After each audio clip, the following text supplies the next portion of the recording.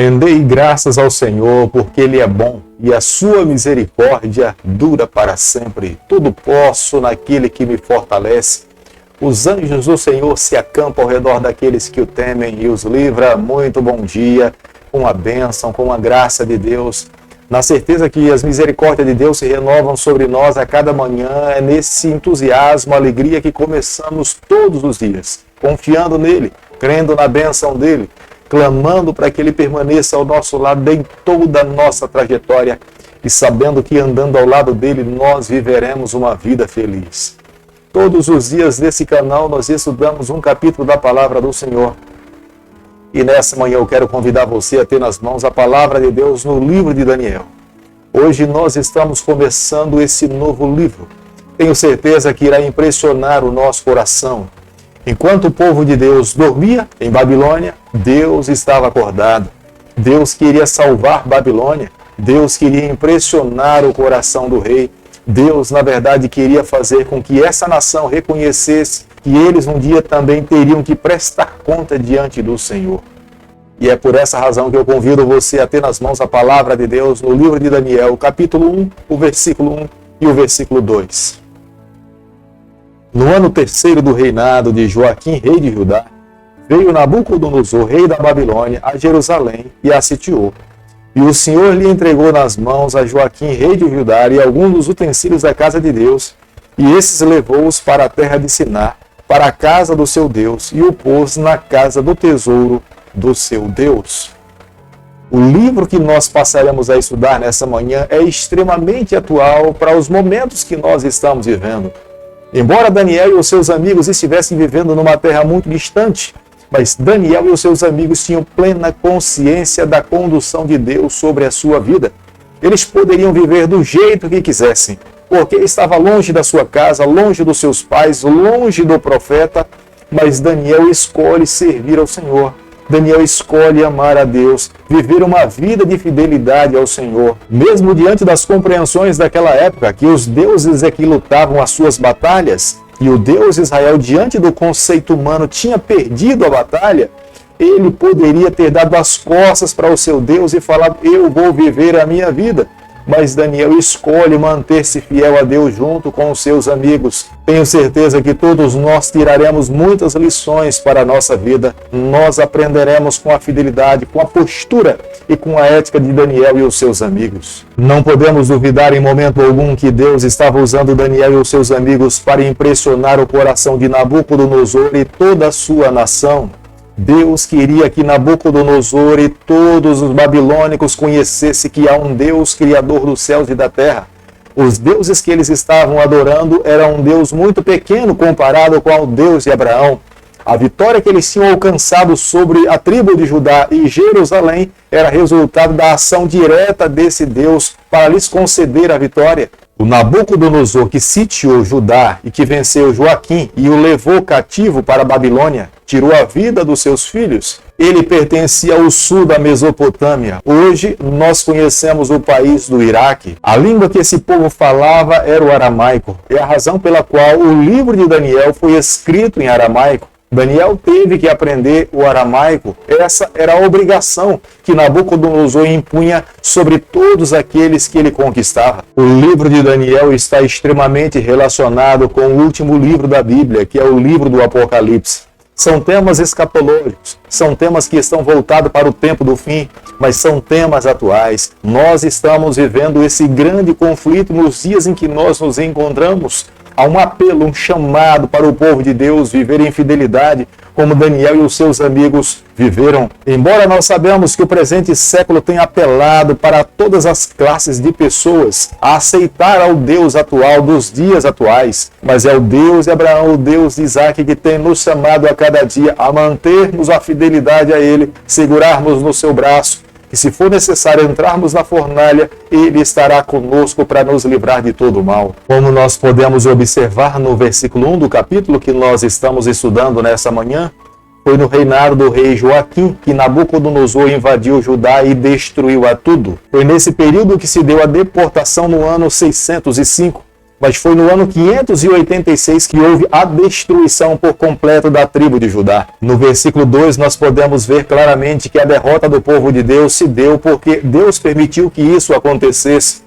Não é que o Deus de Abraão e Isaque fosse vencido naquela batalha, mas ele deu permissão para que os babilônicos levassem o seu povo cativo para a Babilônia. O povo de Deus perdeu a batalha porque foram infiéis ao Senhor, quebraram a aliança, transgrediram o sábado, menosprezaram a lei de Deus, passaram a viver de forma indiferente para com o seu próprio Deus. Deus não poderia tolerar esse tipo de comportamento do seu povo, esperando que lá no cativeiro ele se humilhasse, reconhecesse que Deus é soberano, vivendo uma vida de arrependimento. Deus faz promessas futuras de restabelecer o seu povo mais uma vez na terra. Na primeira deportação que aconteceu no ano 605, Daniel e os seus amigos foram levados para a Babilônia. Mas no ano 586, que se deu a segunda deportação, foi quando de fato houve uma destruição maciça. Inclusive os utensílios sagrados do templo do Senhor também foram levados para a Babilônia. Daniel e os seus amigos eram nobres, não faziam parte de uma classe comum, mas eles foram criados e educados de fato para exercerem a liderança. Daniel tinha uma postura de um líder. Daniel de fato era um homem que buscava Deus. Os seus amigos também seguiam o mesmo modelo da educação de Daniel. O livro de Daniel, capítulo 1, versículo 8, a Bíblia diz o seguinte: resolveu Daniel firmemente não contaminar-se com as finas iguarias do rei, nem com o vinho que ele bebia. Então pediu ao chefe dos eunucos que lhe permitisse não contaminar-se. Aqui nós podemos ver claramente a postura de um homem de Deus. Embora jovem, embora distante da sua pátria, o seu próprio Deus nesse momento poderia ter sido questionado, porque as batalhas eram entendidas naquela época que eram lutadas pelos deuses. Se o Deus de Israel tinha sido vencido pelos babilônicos, automaticamente as nações, os povos veriam que o Deus de Babilônia era muito mais poderoso do que o Deus de Israel. Daniel em Babilônia poderia ter olhado para trás, visto tanto sofrimento, tanta morte, seus amigos e familiares agora vivendo numa terra completamente estranha. Daniel poderia ter dito para ele mesmo e para os seus amigos: eu vou esquecer o meu Deus, eu vou viver do jeito que eu quero, eu vou aproveitar os momentos que eu tenho de vida aonde eu quiser viver. Mas Daniel e os seus amigos jamais poderiam se esquecer das palavras, das orientações, da educação que eles receberam dentro do seu lar. Lá em Judá, Daniel sabia que o seu Deus estava ao seu lado. Daniel tinha desenvolvido um relacionamento tão pessoal com o seu Deus que mesmo distante do santuário, mesmo distante do profeta, Daniel tinha plena consciência que o seu Deus estava ao seu lado. Daniel não enxergava o santuário como sendo um amuleto, mas Daniel sabia que o seu Deus, aonde ele estivesse, esse Deus poderia agir em seu favor. Ele poderia livrá-lo de todo o sofrimento. Ele poderia lhe dar a vitória em todas as áreas da sua vida. Daniel, naquele período, estava na maior universidade do mundo daquela época. Daniel estava em Babilônia. O próprio Nabucodonosor queria pessoas que tivessem um alto QI. Não eram pessoas comuns. Eles deveriam alimentar-se com a melhor ração. Depois, então, de 3 anos, eles deveriam servir o próprio Nabucodonosor em meio a tantas pessoas de cultura diferente, com personalidade diferente, com pensamentos diferentes. Daniel se manteve fiel ao Senhor. Daniel escolheu servir e amar a Deus. Daniel estava disposto a viver em fidelidade aos princípios que ele tinha aprendido desde a sua infância. Posso imaginar inúmeras vezes Daniel sendo questionado dentro da sala de aula pelos seus professores e pelos seus próprios colegas, mas Daniel tinha convicções da maneira pela qual ele deveria viver. Creio que inúmeras vezes os seus amigos lhe convidaram para tomar uma taça de vinho, mas Daniel sabia a vontade de Deus para a sua vida. Nabucodonosor estava em busca de jovens que tivessem uma boa aparência. Posso imaginar Daniel sendo assediado dentro da sala de aula, mas Daniel buscava viver em fidelidade aos princípios e aos valores que Deus queria que Daniel e os seus amigos pudessem viver. Em momento algum a Bíblia fala que Daniel e os seus amigos cederam para esse mundo, mas eles mantiveram os padrões, os ideais de Deus para a sua vida. E aqueles que honram o nome do Senhor, que vivem em fidelidade, aliança com o Senhor, Deus também honra em proteger e amparar os seus filhos. Daniel e os seus amigos, no momento em que lhe foi proposto que eles deveriam comer das iguarias do rei, eles poderiam ter se rebelado a esse tipo de alimentação, mas Daniel sugeriu uma segunda alternativa e foi aceito por aquele que tinha a responsabilidade de cuidar desses jovens. Pelo fato de viver uma vida fiel a Deus, Deus honrou a fidelidade desses jovens. Como nós podemos observar no versículo 17, pelo fato de viver uma vida fiel a Deus, Deus concedeu sabedoria e inteligência muito mais do que aquelas outras pessoas.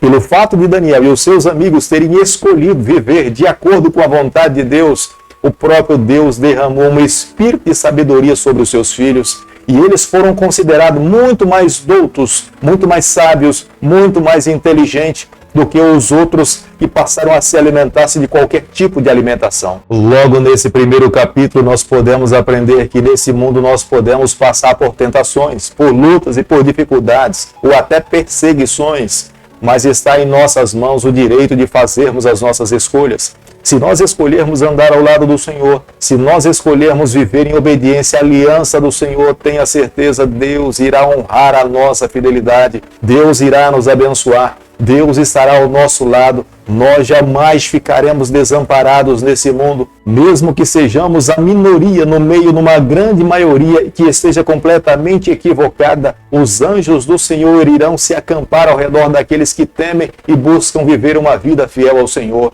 Hoje nós somos chamados para viver dessa forma. Aquele que escolhe viver os valores do Senhor, amar ao Senhor e entregar a sua vida nas mãos do Senhor, será esse mesmo Deus que irá honrar a nossa caminhada.